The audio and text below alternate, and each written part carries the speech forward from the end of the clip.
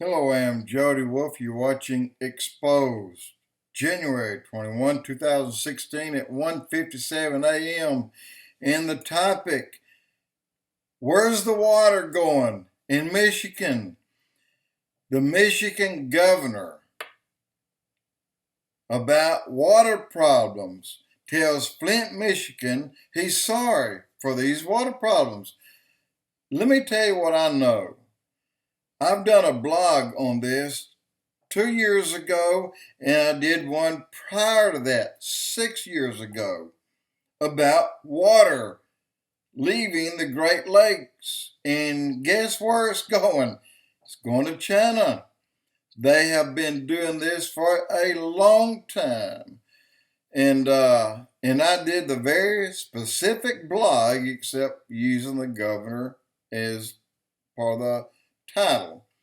But here's what they've been doing. They've been buying water from the Great Lakes, and they move it from the Great Lakes, however they pipe it, whether it's train, I don't know, or a pipeline, I don't know, but they get it to Washington and Canadian borders right there on the West Coast, and where they load up very large bladders, and these bladders float, and they may tie 5 of them or 10, maybe 20 to a huge boat or whatever they have, ship, and they pull these bladders to China. And they pump this water into depleted reservoirs, and they do it for storage. They're buying all the water they can get and have been for a long time. And I don't see where that should deplete any of the Great Lakes, but apparently it has. I don't know. But anyway, that's not all. China also buys all the coal that they can get. All they can get. And they will take it and they will dump it into their bays over there. They have millions and billions of tons of coal.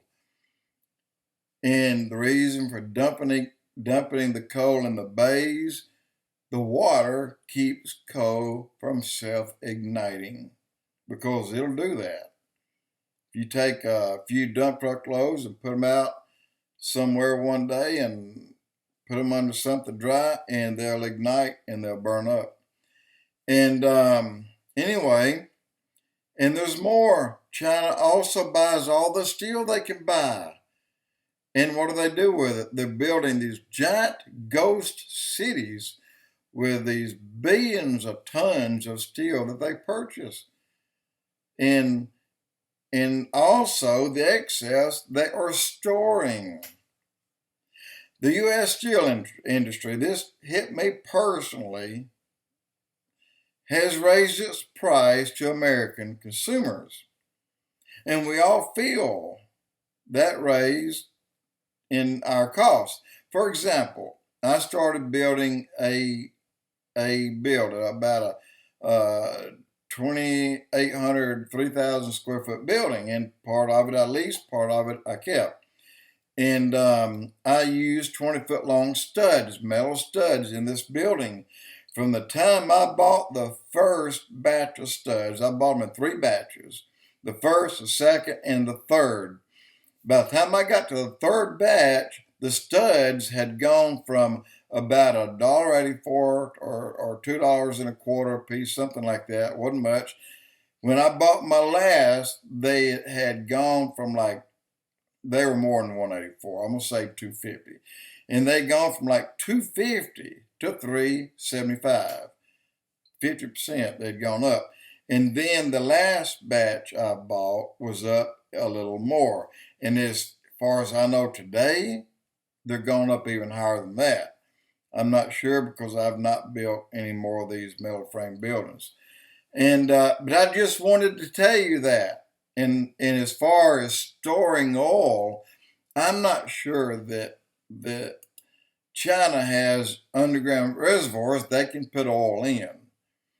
But I'm sure that they have some way of storing it, whether it be in train cars or in just containers that perhaps they built.